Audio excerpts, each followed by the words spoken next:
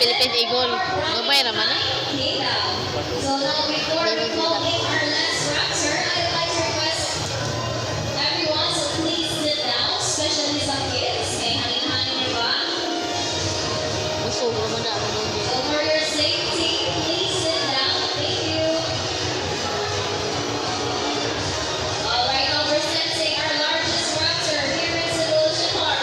Our white Galaxy Eagle. Aki, please go to your left. Para?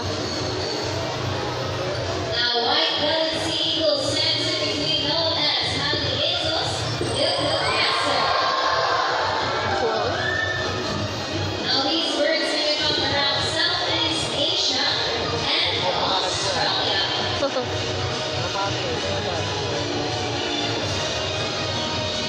Now, these birds are primarily white on its head and body with a gray on its back and wings, which have a strong greenish shade.